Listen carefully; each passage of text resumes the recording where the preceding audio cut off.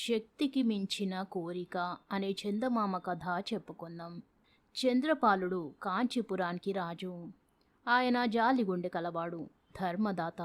దయ, శాంతి చంద్రపాలుడికి పెట్టని నగలు. అంచేతనే ఆ రాజ్యం రామరాజ్యం అని పేరు పొందింది. కాంచీపురంలో ప్రజలు అన్ని విధాలా సుఖంగా జీవిస్తున్నారు. చంద్రపాలుడికి ఒక చక్కటి పంచకళ్యాణి గుర్రం ఉన్నది. ఆ గుర్రం అంటే రాజుకి ప్రాణమన్నమాట. ప్రతిరోజు సాయంత్రం ఆయనకు పంచకళ్యాణి పైన షికారు పోయి రావడం అలవాటు. ఒకనాడు ఇట్లానే మామూలు ప్రకారం షికారు వెళ్ళి చంద్రపాలుడు కోటకు తిరిగి వస్తున్నాడు. సందె చీకట్లు నలుపక్కలా కమ్ముకుంటున్నాయి. మార్గమధ్యలో రాజుకి ఒక దీనమైన కంఠస్వరం చెవిన పడింది. ఇదేమిటా అని గిరుక్కున ఆ ధ్వని వచ్చిన దిక్కుకి తిరిగి చూశాడు చంద్రపాలుడు. వాడొక బిచ్చగాడు. బాబా, దాహం దాహం అంటూ నాలిక చాపి చేత్తో చూపిస్తున్నాడు. గబుక్కున గుర్రం దిగాడు చంద్రపాలుడు. బిచ్చగాడి అవస్థ కల్లారా చూశాడు. ఇది కనిపెట్టి బిచ్చగాడు మరీ ఎక్కువగా బాధపడుతున్నట్టు దొర్లాడడం ప్రారంభించాడు. ఈ అబ్బికి పాపం నాలిక పిడిచకట్టుకుపోయింది. కాసిన్ని నీళ్లు తెచ్చి గొంతు తడిపితే గాని బతికే ఎత్తులేదు అని కనికరం పుట్టింది చంద్రపాలుడికి. ఇహ ఒక్క క్షణమైనా జాగు చెయ్యలేదు. పక్కనున్న చెట్టుకి తన పంచకళ్యాణిని కట్టేసి నీళ్లు ఎక్కడైనా దొరుకుతావా అని వెతుక్కుంటూ బయలుదేరాడు. రాజు కనుమరుగు కావడం కనిపెట్టి బిచ్చగాడు ఏం చేశాడనుకున్నారు? దాహం లేదు, గీహం లేదు, అంతా దొంగ ఎత్తే, కపట నాటకం. చక్కగా దుస్తులు ముస్తాబు చేసుకున్నాడు. చెట్టుకి కట్టి ఉన్న పంచకళ్యాణిని విప్పేసి దానిపైన ఎక్కి చెల్ రంగా అంటూ ఉడాయించాడు. తిరిగి తిరిగి చంద్రపాలుడు ఎక్కడనో ఇన్ని నీళ్లు పుట్టించుకొచ్చాడు. వచ్చి చూసేసరికి ఇంకేమిటుంటుంది? దొర్లుతూ పండుకుని ఉన్న బిచ్చగాడు లేడు. చెట్టుకు కట్టిన పంచకళ్యాణి కనబడదు. రాజు ఆశ్చర్యపడ్డాడు. చుట్టుపక్కల వెతికాడు పంచకళ్యాణి కోసం. ఎలుగెత్తి అరిచాడు. లేదు, ఏ విధమైన అలికిడి లేదు. గుర్రం పరిగెత్తిన అడుగుజాడల బట్టి కొంత దూరం నడిచాడు. కాని దానివల్ల ఏమీ ప్రయోజనం లేకపోయింది. పంచకళ్యాణి కోసం పలవరించిపోతూ రాజు ఒక రాత్రి వేళకు కాలినడకనే కోట చేరుకున్నాడు. చేరుకున్నాడే గాని అతని నోటికి భోజనం సహించదు, కంటికి నిద్ర రాదు. ఎన్నడూ పంచకళ్యాణిని ఎడబాసి ఎరుగడు చంద్రపాలుడు. అంత అల్లారు ముద్దుగా చూసుకుంటున్న తన గుర్రం జాడ తెలియకపోయేసరికి ఆయనకు మతిపోయినట్టయింది. వాడవాడలా పరిచారకుల్ని పంపించాడు పంచకళ్యాణిని పట్టి తేవడానికి. కాని వాళ్ళందరూ తిరిగి తిరిగి విసిగి వేసారి మర్నాటికి మళ్ళీ కోట చేరుకున్నారు. గుర్రం దొరకలేదనే ఓటి మాట వినేసరికి రాజుకి ఆరాటం మరీ ఎక్కువైపోయింది. అర్ధరాత్రి సమయం. పట్టణమంతా మాటుమణిగింది. పంచకళ్యాణిని గురించి ఆలోచించుకుంటూ చంద్రపాలుడు 5 అంతస్తు మీద అటూ ఇటూ పచారు చేస్తున్నాడు. మునుపటి మోస్తారుగానే మేడ దిగువ నుంచి వినబడింది ఒక దీనాలాపం చంద్రపాలుడి చెవులకి. బాబా, దాహం దాహం అంటూ. పోరా దౌర్భాగ్యుడా, మిమ్మల్ని నమ్మకూడదు అని విసుగుతో అన్నాడు చంద్రపాలుడు. బాబా, దాహం దాహం, చస్తున్నాను అని మళ్ళీ వెంటనే రెట్టించింది ఆ కంఠస్వరం. ఇదేదో పూర్వం నుంచి పరిచయమైన గొంతులా వినబడుతుంది. అది ఎవరిదై ఉంటుందా అని జ్ఞాపకం చేసుకోవడానికి యత్నిస్తున్నాడు చంద్రపాలుడు. ఇంతలో పహారా వాళ్ళు భటులు కలిసి కేకలు వేస్తున్నారు, పంచకళ్యాణి పంచకళ్యాణి అంటూ. పంచకళ్యాణి పేరు చెవిన పడిందే రాజు గబగబా మేడ దిగి వచ్చేశాడు. రోజుకుంటూ రొప్పుకుంటూ అలసిపోయిన పంచకళ్యాణి కంటబడేసరికి చంద్రపాలుడికి ప్రాణాలు లేచి వచ్చాయి. గుర్రం పక్కనే తన బాల్యమిత్రుడు రాజశేఖరుడు ఉన్నాడు. అతన్ని చూసి మరీ ఆశ్చర్యమైంది రాజుకి. నేస్తం, నీకెక్కడ చిక్కిందోయ్ నా పంచకళ్యాణి అని ఆత్రంతో అడిగాడు రాజు, మిత్రుడి మొహంలోకి వాత్సల్యంగా చూస్తూ. రాజశేఖరుడి మనస్సు కలవరపడింది. మారు మాట చెప్పలేక సిగ్గుతో తల వంచుకున్నాడు. ఈ బాలకం గ్రహించాడు సూక్ష్మబుద్ధి గల రాజు. పంచకళ్యాణిని జాగ్రత్తగా కనిపెట్టమని భటులకు ఆజ్ఞాపించి మిత్రుని చేయి పట్టుకుని అంతఃపురంలోకి తీసుకుపోయాడు చంద్రపాలుడు. తరువాత కొంతసేపటికి రాజశేఖరుడు తేరుకున్నాడు. చంద్రపాలుడు కుశల ప్రశ్నలు వేస్తుండగా అతడికి హఠాత్తుగా దుఃఖం పొంగి పొర్లి వచ్చింది.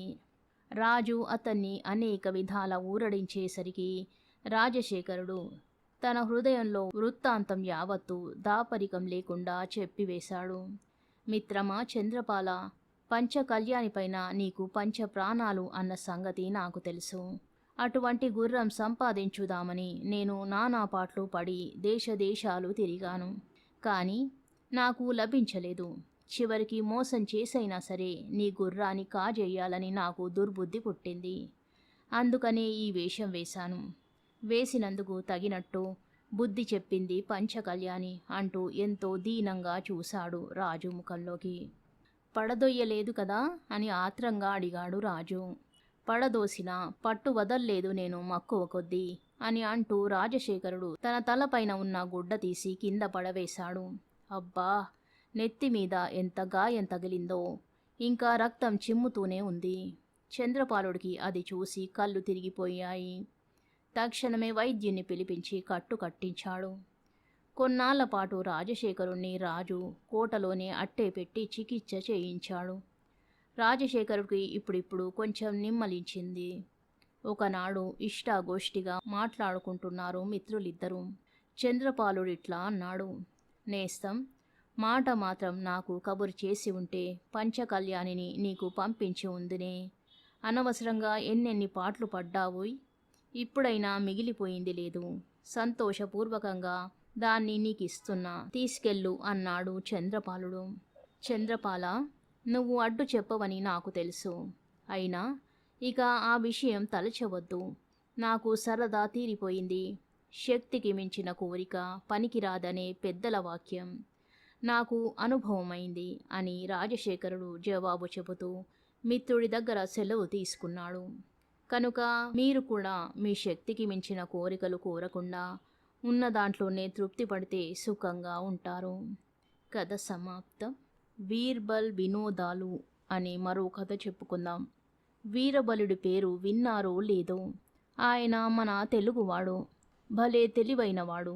ఆయన ఒక్క పలుకు పలికితే తెగ నవ్వు వచ్చేస్తుంది. అందుకనే వీరబలుణ్ణి అక్బర్ పాదుషా తన ఆస్థానంలో ముఖ్యమంత్రిగా అట్టే పెట్టుకున్నాడు. అక్బర్ అడిగే ప్రశ్నకు సమాధానం చెప్పగలవాడు ఒక్క వీరబలుడేనన్నమాట. వీరబలుడంటే పాదుషా మక్కువ పడతాడని చెప్పి తక్కిన మంత్రులందరికీ అసూయ.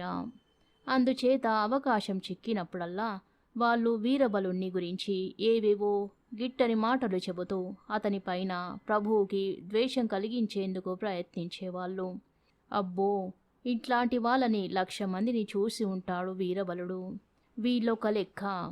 అయితే వీరబలుడు కూడా వీలైనప్పుడల్లా వాళ్ళని దెబ్బతీసి ఏడిపించడానికే చూస్తుంటాడు.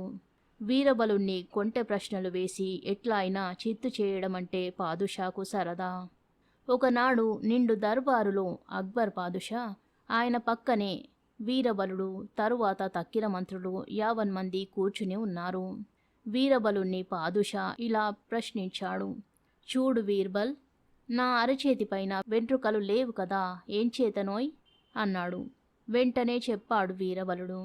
ప్రభు, దీనికి కారణం ప్రత్యక్షంగా అగుపడుతూనే ఉంది కదండి.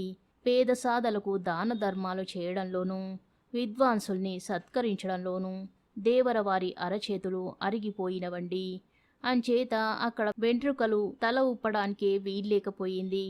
ఇది ఊరికే స్తుతి పాఠం కోసం చెప్పిన మాటలని అనిపించింది పాదుషాకి. ఏమంతా సంతృప్తి కలగలేదు. ఈసారైనా వీరబలుణ్ణి పల్టీ కొట్టించాలని నిశ్చయించాడు. మరైతే వీర్బల్, నీ అరచేతులపైన ఎందుకు మొలవలేదు చెప్పు అన్నాడు అక్బర్. తడుముకోకుండా చెప్పాడు వీరబలుడు. ఇది ఒక ప్రశ్న ప్రభు. ఏలినవారు అనుగ్రహించే బహుమతులు అందుకుంటూ ఉండడం చేత నా అరచేతులపైన వెంట్రుకలు మొలవకుండా పోయాయి అనేసరికి అక్బర్ ఒక్క నిమిషం సేపు అట్టే ఆలోచనలో పడ్డాడు. అరే, ఈ వీరబలుడు 2 ప్రశ్నలకు దొరకకుండా తప్పించుకుపోయినాడే అని అనుకుని మళ్ళీ ఇలా అన్నాడు. వీర్బల్, నేను వేసిన 2 ప్రశ్నలకు చక్కటి సమాధానాలు చెప్పావు, బాగుంది. అయితే ఇంకొక సంశయం ఉండిపోయింది నాకు. అది కూడా తీర్చాలి. బహుమతులు ఇవ్వడం వల్ల నాకు, అవి అందుకోవడం వల్ల నీకు అరచేతిలో వెంట్రుకలు మొలవలేదన్నావు. మరి తక్కిన ఆ మంత్రులందరకు మొలవలేదు కదా, ఇందుకేం చెబుతావు అన్నాడు. ఈ ప్రశ్నకు తక్షణమే అందుకున్నాడు వీరబలుడు. దేవరా, ఇదేదో గొప్ప సంశయం అనుకున్నాను. దీనికి కారణం ఎక్కడో వెతికేదేమిటి ప్రభూ? ఏలిక స్వహస్తాలతో బహుమతులు ప్రసాదించడం, వాటిని నేను తక్కిన వాళ్ళు అందుకోవడం, ఇది చూడలేక అసూయపడే మంత్రులు మా గతి ఇంతే కదా దేవుడా అనుకొని 2 చేతులు నలుపుకుంటూ ఉండడం చేత వాళ్ళ అరచేతులపైన వెంట్రుకలు మొలవకుండా పోయాయి ప్రభూ. ఇంతకంటే ఏం చెప్పమంటారు అన్నాడు. ఈ జవాబుకి పాదుషా చాలా మెచ్చుకున్నాడు. తక్కిన మంత్రులు 50 మంది సిగ్గుపడి తలలు వంచుకున్నారు. కథ సమాప్తం. శుభం.